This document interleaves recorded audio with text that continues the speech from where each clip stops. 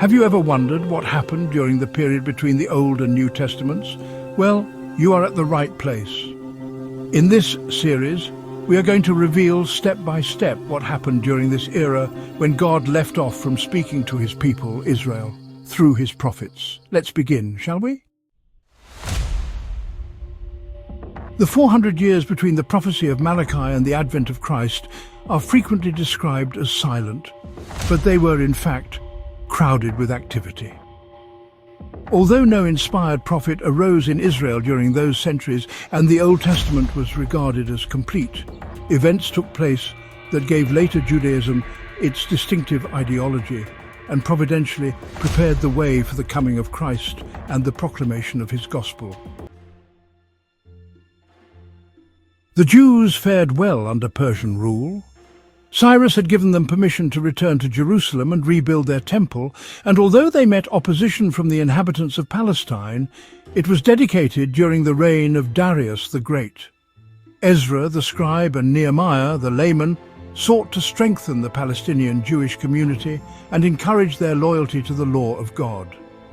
For about a century and a half after Nehemiah's time, the Persian Empire exercised control over Judea, and the Jews were permitted to observe their religious ordinances without interference. Judea was ruled by high priests, who were responsible to the Persian government, a fact which ensured the Jews a considerable measure of autonomy. At the same time, however, it made a political office of the priesthood and sowed the seeds of future trouble. Contests for the office of high priest were marked by jealousy, intrigue, and even murder. Johanan, son of Joiada, is reported to have slain his brother Joshua within the temple precincts. Johanan was succeeded as high priest by his brother Jaddua, whose brother Manasseh, according to Josephus, married the daughter of Sanballat, governor of Samaria. It was at this time that a Samaritan temple was built on Mount Gerizim, which, rather than Zion, was regarded as sacred by the Samaritan community. The sanctuary on Mount Gerizim was destroyed by the Hasmonean ruler John Hyrcanus, but the mount itself continues to this day to be regarded as sacred by the Samaritans.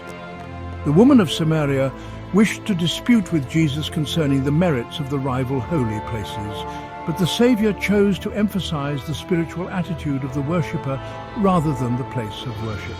The Sanballat of Josephus cannot have been the same individual as the man of the same name mentioned by Nehemiah. Josephus does, however, appear to reflect a valid tradition, for a temple seems to have been built on Mount Gerizim about this time. Persia's failure to conquer Greece encouraged subject peoples to seek their independence. Egypt was constantly attempting to throw off the Persian yoke, and Judea, geographically between the two powers, could not escape involvement. During the reign of Artaxerxes III, many Jews were implicated in a revolt against Persia. When it failed, the Persians deported them to Babylonia and the southern shores of the Caspian Sea. Jews had long been in Egypt. Following the murder of Gedaliah, the prophet Jeremiah was forced to join a group of refugees who sought asylum at Tahpanhes in the eastern delta, and other Judeans doubtless found their way to Egypt to avoid capture by Nebuchadnezzar. Migration continued during the Persian period, and by the 5th century before Christ, a Jewish colony of mercenary soldiers was located at Elephantine Island near modern Aswan at the first cataract of the Nile. Contrary to the Mosaic law, these colonists built a temple for themselves, and they combined their devotion to the God of their fathers with pagan elements. The Elephantine Jews had correspondence with the Samaritans as well as the Judeans. Persia never succeeded in subduing the Greeks, but an heir of Greek culture, Alexander of Macedon, eventually brought to an end the Persian Empire. Alexander was not simply a power-mad despot, a pupil of the philosopher Aristotle. He was thoroughly convinced that Greek culture was the one force that could unify the world. In 333 BC, he passed from Macedonia into Asia Minor and defeated the Persian armies stationed there. Then he moved southward through Syria and Palestine to Egypt. Tyre and Gaza each offered stubborn resistance, But delays did not discourage Alexander, they simply strengthened his determination to win.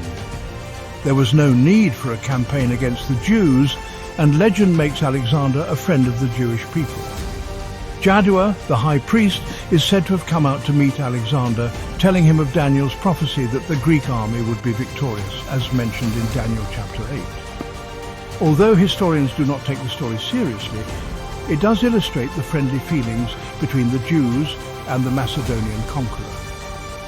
Alexander permitted the Jews to observe their laws, granted them exemption from tribute during sabbatical years, and when he built Alexandria in Egypt in 331 BC, he encouraged Jews to settle there and gave them privileges comparable to those of his Greek subjects.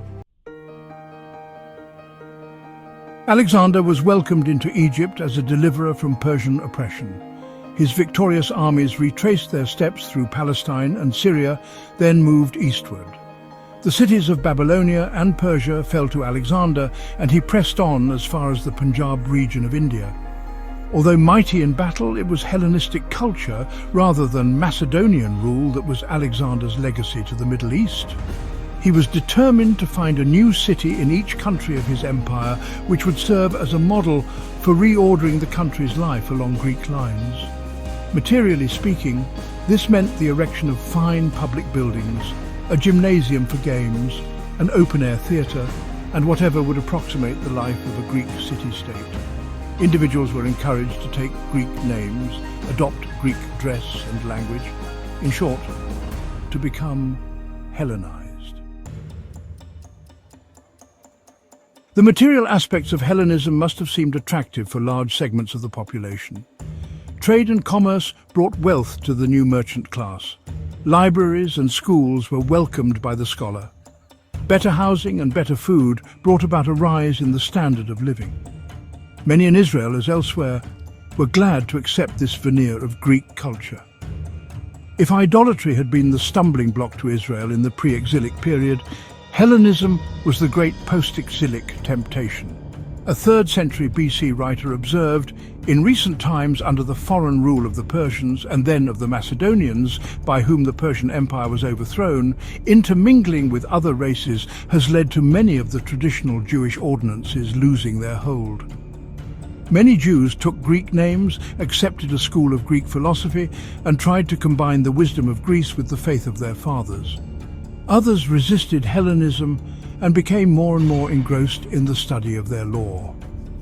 At the age of 33, Alexander died in Babylon. For a number of years, the future of the Near East was uncertain, but the generals succeeded in dividing the empire among themselves, and the tide of Hellenism increased.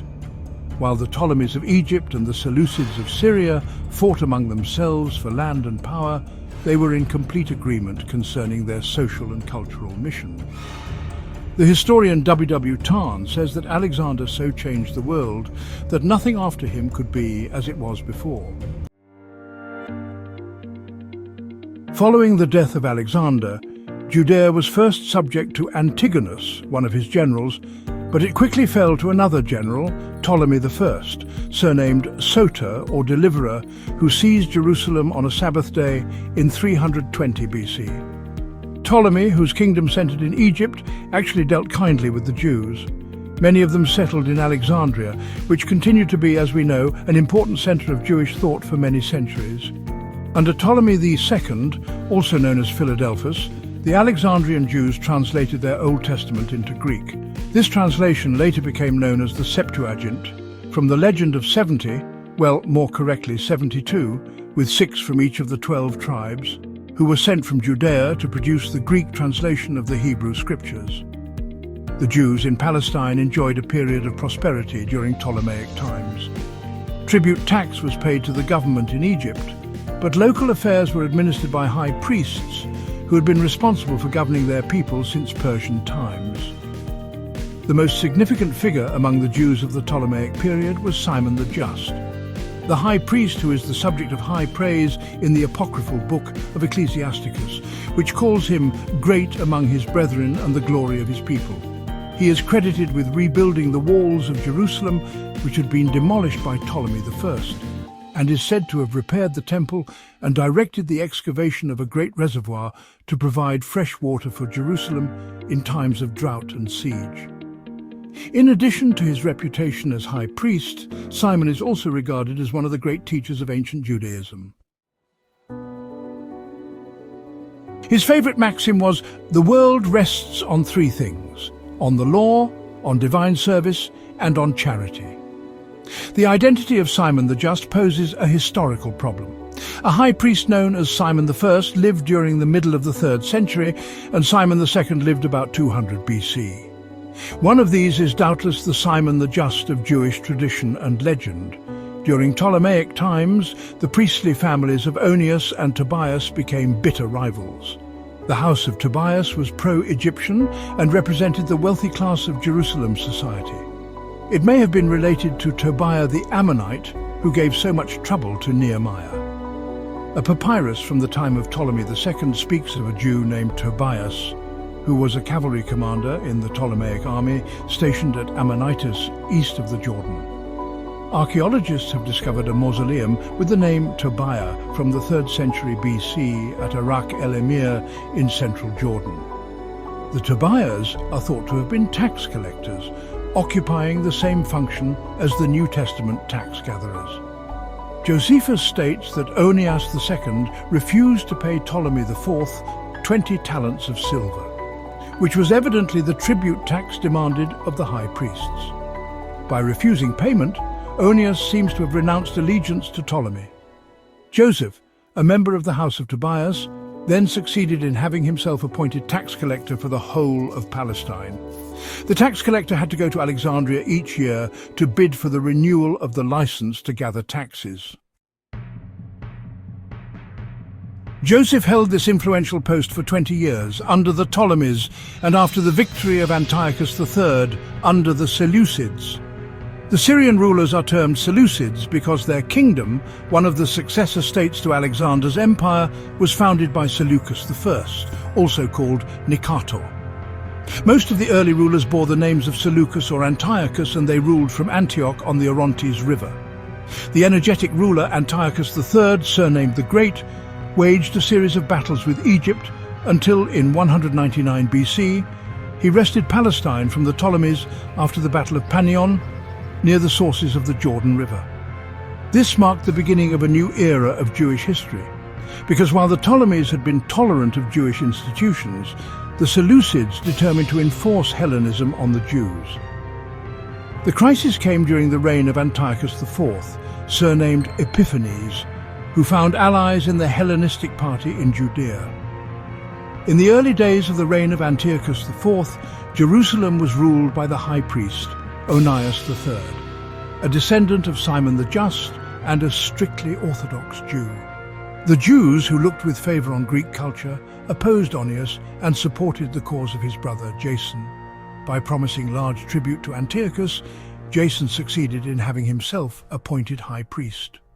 Although Antiochus looked upon the high priesthood as a political office which he had a right to fill as he pleased, pious Jews thought of the priesthood as divine in origin and considered its sale to the highest bidder a sin against God. Jason encouraged the Hellenists who had sought his election.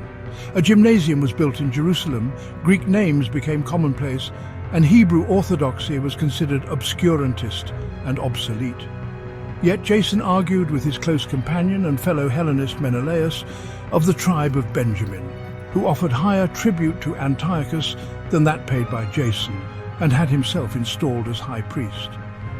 The Orthodox Jews, who had been scandalized when Jason was named high priest, were more deeply disturbed when Menelaus, a Benjamite with no claim to priestly office, was installed. Jason raised an army to back his claim to the high priesthood, and Menelaus courted the favor of Antiochus. The Syrians, who were campaigning against Egypt, felt it essential to maintain effective control of Palestine. Antiochus staged a sneak attack on Jerusalem one Sabbath day when the Orthodox would not fight, and slaughtered a large number of the enemies of Menelaus. The city walls were destroyed, and a new fortress, the Acra, was built on the site of the citadel. Antiochus was determined to remove all traces of Orthodox Jewish faith. Israel's God was identified with Jupiter, and a bearded image of the pagan deity, perhaps in the likeness of Antiochus, was erected on the temple altar where swine were offered in sacrifice. Jews were forbidden, under penalty of death, to practice circumcision, Sabbath observance, or the celebration of the feasts of the Jewish calendar. Copies of the scriptures were ordered destroyed. The laws were enforced with the utmost cruelty. An aged scribe named Eleazar was flogged to death because he would not eat swine's flesh. By force of arms, Menelaus continued as high priest, and the Hellenizing party gained a victory. Yet the Hellenizers had gone too far, and their zeal to annihilate the old order proved their own undoing. The Orthodox were willing to die for their faith, but not all were convinced that they should die passively. The oppressed Jews were not long in finding a champion. When the emissaries of Antiochus arrived at the village of Modin, which was about 15 miles west of Jerusalem, they expected the aged priest Mattathias to set a good example to his people by coming forward to offer a pagan sacrifice. When Mattathias refused, a timid Jew came forward to perform the sacrifice. The enraged priest approached the altar and killed both the apostate Jew and the emissary of Antiochus.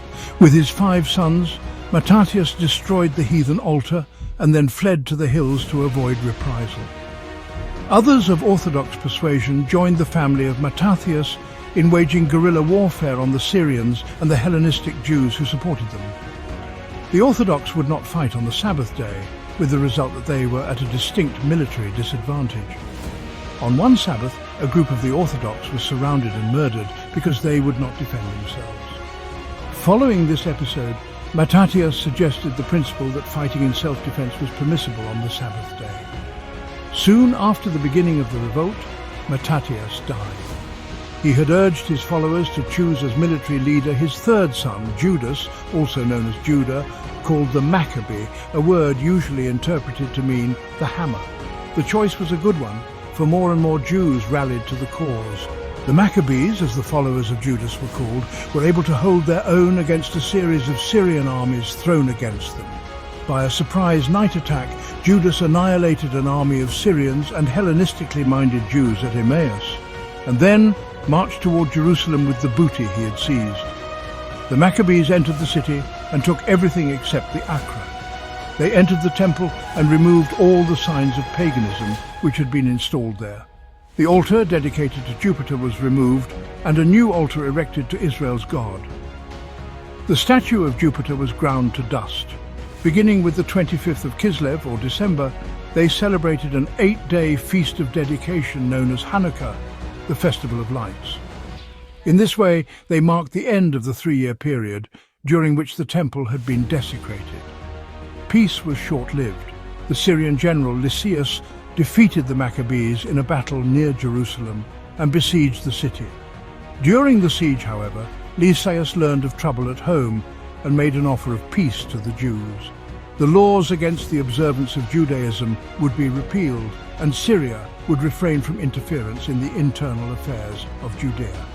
Menelaus was to be removed from office and the high priesthood given to a mild Hellenizer named Alcimus. Lysias promised that Judas and his followers would not be punished. However, the walls of Jerusalem would be destroyed. A council comprising Maccabean army officers, respected scribes and elders of the Orthodox party was convened at Jerusalem to determine the action to be taken. Against the Council of Judas, the peace terms were accepted. Alcimus became high priest, Menelaus was executed, and Judas left the city with a few followers. The fears of Judas proved correct, for Alcimus seized and executed many of the Orthodox party. Loyal Jews again turned to Judas, and civil war was renewed. Judas, with an ill-equipped army of 800 men, met a large Syrian army and died in battle. Thus, the first phase of the Maccabean struggle was ended. Jonathan, a brother of Judas, fled across the Jordan with several hundred Maccabean soldiers. They were ill-equipped to wage battle, but the next victories were in the field of diplomacy. 2 pretenders to the Syrian throne each sought help from the Jews. They saw in Jonathan the man best able to raise and lead a Jewish army. By playing a delaying action, Jonathan was able to support the winning candidate and at the same time make treaties with Sparta and Rome. Before the war was over, Jonathan was high priest, governor of Judea, and a member of the Syrian nobility. His brother, Simon, became governor of the Philistine coastal area. Jonathan was able to promote the internal prosperity of Judah, and when he died, his brother Simon succeeded him as ruling high priest. Simon was advanced in years when he came to the throne. His major victory was in the field of diplomacy, for by recognizing Demetrius as rightful king of Syria, he secured for the Jews immunity from taxation, which amounted to an acknowledgement of independence. Simon was able also to starve out the Syrian garrison at the Acra and to occupy the cities of Joppa and Bethzur. In recognition of his wise rule, the leaders in Israel named Simon, leader and high priest forever, until there shall arise a faithful prophet. Simon was the last of the sons of Mattathias, and this act legitimized a new dynasty that is termed Hasmonean, presumably derived from an ancestor of the Maccabees named Asmoneus, or in Hebrew, Hashman. In 134 BC, Simon and two of his sons were murdered by an ambitious son-in-law. A third son, John Hyrcanus, managed to escape and succeed his father as hereditary head of the Jewish state. The Syrians recognized the government of John Hyrcanus on condition that he consider himself subject to Syria and promise help in Syrian military campaigns. Certain coastal cities annexed by Jonathan and Simon were also to be relinquished.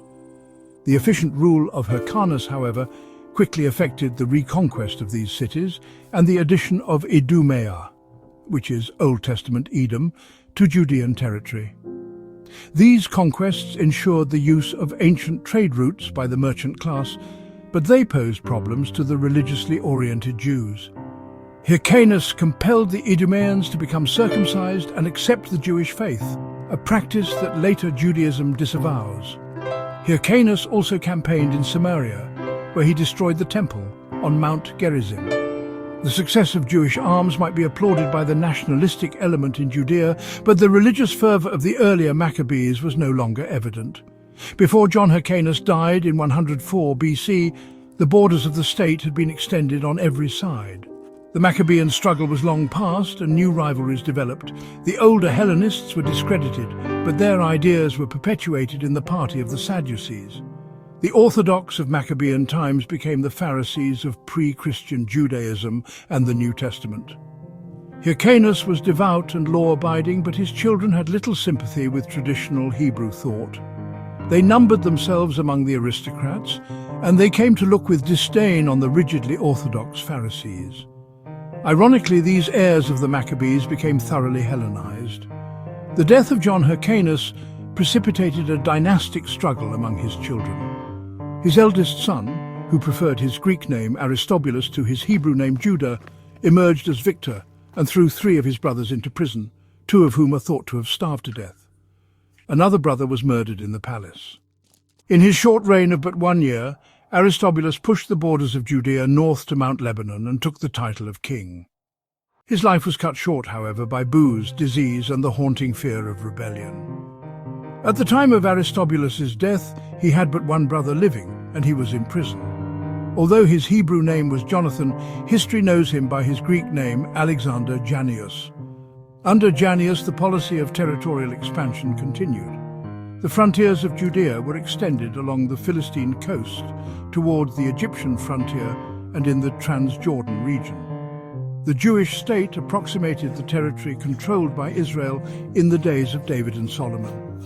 It included the whole of Palestine and adjacent areas from the borders of Egypt to Lake Huleh, north of the Sea of Galilee. Perea, in Transjordan, was subject to Jannaeus, as were the cities of the coastal plain except for Ashkelon. The territories incorporated into the Hasmonean kingdom were, for the most part, quickly Judaized. The Idumeans came to exercise an important place in Jewish life, and Galilee became an important center of Judaism. The Samaritans, however, continued to resist assimilation, and cities such as Apollonia and Scythopolis, Old Testament Bethshean, with only a small Jewish element in their population, kept their non-Jewish character. Partisan strife marred the reign of Alexander Jannaeus, who showed open contempt for the Pharisees, precipitating civil war. The Pharisees accepted aid from the Syrians in their conflict with Janneus, and for a time Jewish independence was in the balance. When the Pharisees felt that they had gained their point, they withdrew their alliance with Syria and hoped for a Jewish state that would be both free of foreign control and tolerant of their viewpoint. Janneus sought out the leaders of the rebellion and crucified 800 Pharisees. Tradition says that Janneus repented on his deathbed, instructing his wife, Salome Alexandra, to dismiss his Sadducean advisors and reign with the help of the Pharisees. The tradition may have no historical basis, but Alexandra did turn to the Pharisees for support. Salome Alexandra had been married successively to Aristobulus and to Alexander Janneus. The widow of two Hasmonean rulers, she reigned in her own right for 7 years. She was a woman of 70 when she came to the throne, dividing royal responsibilities between her two sons. Hyrcanus, the older son, became high priest, and his brother Aristobulus received the military command. Her brother Simeon ben Sheta was a leader among the Pharisees, and this fact may have disposed her to seek peace between the opposing factions of Judaism. Under Alexandra, the Pharisees had their opportunity to make a constructive contribution to Jewish life. In many areas, particularly education, they were eminently successful. Under the presidency of Simeon ben Sheta, the Sanhedrin, the Jewish Council of State, decreed that every young man should be educated.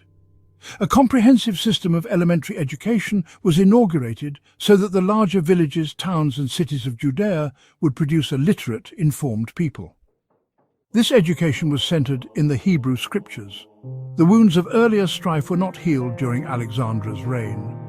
Although the Pharisees were happy in their newfound recognition, the Sadducees were resentful of the fact that they had lost power. To compound the problem, the Pharisees sought to avenge the massacre of their leaders by Alexander Janneus. Sadducean blood was spilt, and the makings of another civil war were in the air. The Sadducees found in Aristobulus, the younger son of Janneus and Alexandra, the man they could support as Alexandra's successor. He was a soldier and appealed to the party that dreamed of imperial expansion and worldly power. Hyrcanus, the older brother and rightful heir, was acceptable to the Pharisees. With the death of Alexandra, the partisans of the two sons were ready for a showdown. When his mother died, Hyrcanus II, who had been serving as high priest, succeeded to the throne, but his brother Aristobulus led an army of Sadducees against Jerusalem. Neither Hyrcanus nor the Pharisees were ready for war, and Hyrcanus surrendered his honors to Aristobulus II, who became king and high priest. Hyrcanus and Aristobulus thereupon vowed eternal friendship, and Aristobulus' eldest son, Alexander, married Hyrcanus' only daughter, Alexandra. Peace between the brothers was short-lived. Hyrcanus had to flee, and Antipater, governor of Idumea, espoused his cause. With civil war threatening, Pompey appeared with his Roman legions to ensure the peace of Judea and further the aims of Rome. When Pompey suspected Aristobulus of planning to rebel against Rome, he besieged Jerusalem. After 3 months, he breached the fortifications, entered the city, and reportedly murdered 12,000 Jews. Pompey and his officers entered the Holy of Holies in the temple, but he did not touch its costly furnishings and allowed temple worship to continue. Jerusalem, however, was made tributary to the Romans, and the last vestige of Jewish independence was removed. Judea was incorporated into the Roman province of Syria, and it lost the coastal cities, the district of Samaria, and the non-Jewish cities east of the Jordan. Hyrcanus was named ethnarch of Judea, including Galilee, Idumea, and Perea, and was confirmed again as high priest. A yearly tribute was due Rome. Aristobulus and a number of other captives were taken to Rome to grace Pompey's triumph. During the voyage, Aristobulus' son Alexander escaped and attempted to organize a revolt against Hyrcanus. With the aid of the Romans, Hyrcanus was able to meet this challenge to his authority. During the years of strife between Aristobulus II and Hyrcanus II, the Idumean governor Antipater, sometimes called Antipas, took a lively interest in the politics of Judea. Antipater was bitterly opposed to Aristobulus. partly through fear and partly because of his friendship with Hyrcanus. It appears that Hyrcanus relied much on Antipater, and that he was virtually the power behind the throne of Judea. The Jews resented the influence of Antipater almost as much as they smarted under Roman sovereignty. Although the Idumeans had been incorporated into the Jewish state by John Hyrcanus, they had never been assimilated, and ancient rivalries were not forgotten. In the crisis which followed the murder of Julius Caesar, Antipater and his sons showed loyalty to the new regime of Cassius by zealously collecting tribute taxes. Herod, a son of Antipater, was given the title Procurator of Judea, with the promise that he would one day be named king. When Antony defeated Brutus and Cassius at Philippi, Asia again fell into the hands of a new regime. Herod, however, quickly changed loyalties and bribed his way into favor with Antony. The eastern part of the once mighty Persian Empire was occupied by a people known as Parthians, who had never been subdued by Rome. In 41 BC, they attacked Jerusalem and made Antigonus, son of Aristobulus II, both king and high priest. Herod, the son of Antipater, who had inherited the throne of Judea at the death of Hyrcanus, was forced to flee to Rome. There he won the favor of Antony and was officially named King of the Jews, although the title would have meaning only after the Parthians were driven out. Herod returned to Judea with Roman arms and triumphantly entered Jerusalem as king. Herod's rule spanned the eventful years from 37 BC to 4 BC. He is best known as the king who feared the birth of a rival king of the Jews and decreed the murder of infants in Bethlehem at the time of the birth of Jesus. While that act of Herod cannot be documented from secular records, his other atrocities are well known. He had 10 wives in all, and the Emperor Augustus is reported to have commented of his family life, "I'd rather be Herod's hog than his son." The hog was an unclean animal and would not be butchered, but Herod's wives and children were violently removed when they interfered with his plans or were suspected of disloyalty. Although detested by his Jewish subjects, Herod did seek to win their favor. He built and rebuilt cities throughout the land. Samaria became Sebaste in honor of Augustus. Stratton's Tower became Caesarea, with a harbor protected by a moat and a wall with 10 towers. Fortresses, baths, parks, marketplaces, roads, and other luxuries of Hellenistic culture were part of his building program. In the 18th year of his reign, which was around 20 to 19 BC, Herod began the work of rebuilding, on a grand scale, the Jewish temple in Jerusalem. The main edifice was built by priests in a year and a half, but the work on the entire complex of courts and buildings was not completed until the procuratorship of Albinus, between 62 and 64 AD, less than a decade before it was totally destroyed by the armies of Titus in 70 AD. The Pharisees, Sadducees, Herodians and Zealots, who play so important a part in the Gospel records, all have their origin during the 2 centuries before the birth of Christ. They represent different reactions to the continuing clash between Hellenism and Jewish religious life. While the Maccabean struggle had settled the political problem of the relationship between the Syrian Seleucids and Judea, it forced upon Judaism the necessity of determining its own relationship to the outside world. A party bearing the name of Pharisee is first mentioned during the reign of John Hyrcanus from 134 to 104 BC. And it is evident that even then there was an antagonism between the Orthodox Pharisee and the more open-minded Sadducee. The word Pharisee means separated one, and the name probably meant in the first instance one who had separated himself from the corrupting influence of Hellenism in his zeal for the biblical law. Josephus says that the Pharisees appear more religious than others and seem to interpret the laws more accurately. Pharisees were punctilious in observing the laws regarding ceremonial purity. On this note, we will stop here and continue in the next series. Please like, share and subscribe. Thank you for watching.